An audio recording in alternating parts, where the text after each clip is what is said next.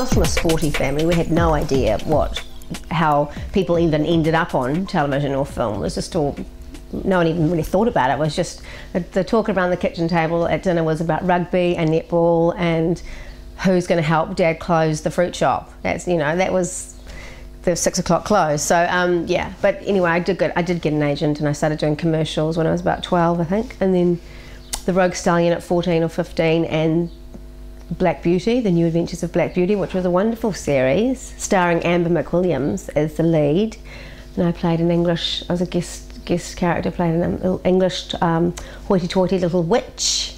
That was a wonderful job, actually, and that was the first time I had to do a crying scene. And of course I was so inexperienced that I did full tears on the first rehearsal. I totally blew my load. Full tears on the first rehearsal, and because no one had told me that we weren't filming, I didn't know. And so the first AD comes up and goes, looks just horrified and goes, "Oh, that was amazing. Do you want to maybe just save it for when we're filming?" I was working with a great bunch of people, and we actually had a good time making it. But there were a lot of obstacles. You know, the set we were shooting on was too small for the TV3 news, so they put the sitcom in there. Also, 2 words, laugh track. I mean, I don't know, maybe it needed the laugh track because there was no actual natural laughing. I was so traumatised by that I decided I needed to go to drama school to learn how to direct myself, because I felt like I'd been badly directed on that. And so if I went to drama school, then I'll have more tools in my cupboard. So it was a good idea, in theory. I went to drama school in Australia, got into an excellent school, WAPA, Western Australian Academy of Performing Arts. It was kind of like the army for me. Yeah, I found that really hard. There's a few hard years there in my 20s.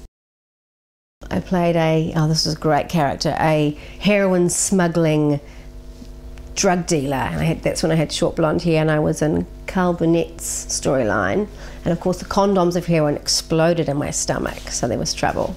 And then later on, just before I went to Wellington to do the strip, I did 4 months as Naughty Naughty Samara, which was Michael Galvin's storyline.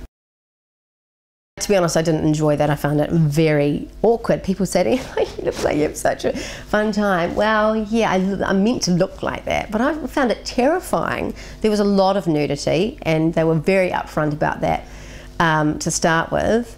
I think it was everything bar one part of the body, and you know, you had to sign that contract, and that was just how it was. And if you weren't going to sign, then move along, Sam. So of course we wanted to work. So we signed. So yeah, we knew that was part of the job, and my character especially was a little bit slutty. So yeah, but it never got, I suppose it got easier. I tried to be very professional about it, because each week I'd be kissing someone new or doing something else, and I'd always be like, "Hi, I'm Jodie," shaking hands, and okay, I'll go this way and you go that way, and it was kind of like learning to dance, really, but just never got used to that. You know, I think someone asked me once, you know, "Oh, do you use tongue?" And I was like, when you kiss on screen, I was so repulsed. No, you don't use tongue. And I think some actors do if they're trying to really sell it, but I've never used tongue on screen myself.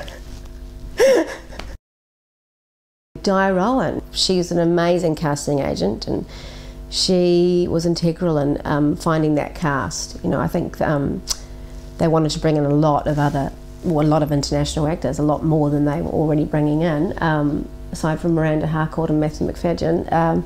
And Di Rowan really fought for a local actor to have the role of Jackie. And in the end, I got the role, which was such an amazing thing. I remember being, after I'd probably done a couple of recalls, and I was in a pub in Vulcan Lane with quite a few friends, like maybe 10 friends or something, and it was a Sunday, and we were just having a beer and a pot of mussels, and my agent rang, and I thought, oh my God, he's ringing on a Sunday, it must be the news. And this is all going through my head before I even answer the call, and so then I take the call and I can't hear anything, so I'm like kind of walking outside And then and it was Graham Dunster was my agent at the time, and it was just, it must be amazing and wonderful for an agent to give good news, because so much of the time they don't have any good news to give. But I know that he relished that, and it was a really great memory telling me that I got that role. We had a lot of downtime around that shoot as well, and I one night was playing pool. I was trying to really cement my character, and I was playing pool in the local pub in Roxburgh, and I was hanging out with all the locals. I remember the producer came in, or someone, I think it was Trevor Hayson, the producer, came in and just looked over and he just said, "That is absolutely hilarious. Yep, Jodie, I think you found Jackie. That's good." Because I was just like, you know, so at home playing pool with the locals, and the locals were amazing, really, really welcoming. Things do hang around a little bit. I actually can't. I don't have any time or tolerance for overindulgent actors. I think it's pathetic. So yeah, but there is, you know, it's not like you're still in character when you go home, but you can just feel like the remnants of the day, you know, and so you've got to work quite carefully to take care of yourself within that. And I've tried all sorts of things, meditation, red wine, and I've kind of found a happy medium now. But I think it's really important not to take yourself too seriously. Take the work seriously, but don't take yourself too seriously. And so that's what I try and do. It was wonderful working with Rhys Ifans, the Welsh actor, who's just insane and hilarious and completely charismatic. I had such a crush on him, such a crush. But I had a boyfriend at the time who I was faithful to, so anyway, such a crush on him. You had to have a sex scene with him. I did, and it was hilarious because he's so silly.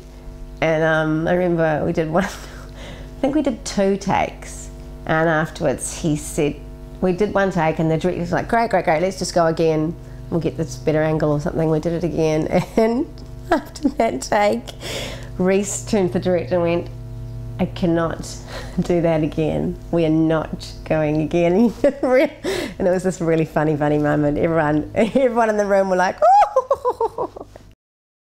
When you're playing a real person, it's kind of that catch-22. You want to meet with them and get the essence of them, and that's pretty much all you can do, I think.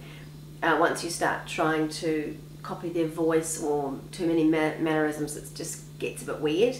It's a bit sort of copycat and doesn't always seem authentic, so I had to make some decisions about that. But I hang out with Donna a bit, and we went drinking together, which was a lot of fun. Wonderful to work on that project because it actually meant something.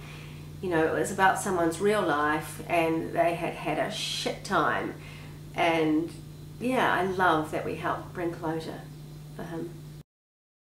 I came back from Australia to do Apron Strings, and I auditioned in Australia. I got a mate to set up a camera and on a ladder, and we just filmed this scene, and it was too dark and I had to do it again. It was all that carry on. It was a real rigmarole to get this audition tape over to Stu Turner, but anyway, and Christina Asher, but we did manage to get something of some quality. You know, I ended up getting the role, which was so exciting to come back to a job. Yeah, quite a nice character, quite sort of messed up and closed off, you know, which is always nice to play someone who is, the more screwed up the better. I would like to play a serial killer one day, for sure. I mean, it would be ugly to a point, but it's always yummy working out why people do things. I wasn't initially core cast, but then they made my character core cast. I was the only girl at the academy, at Young Herrick's Academy. I played young Lilith, who was a feisty little number, and wonderful time we had. That was every day, pretty much every day for 6 months, and once again looked like it was really going to be greenlit for another series, but in the end it didn't. But I was working with Ryan Gosling, who's now a big star in America, a wonderful American actor, lovely guy, very sweet guy, very good person. I don't know what he's like now, he's probably very naughty, but anyway, he was lovely at the time, and I'm sure he's still lovely.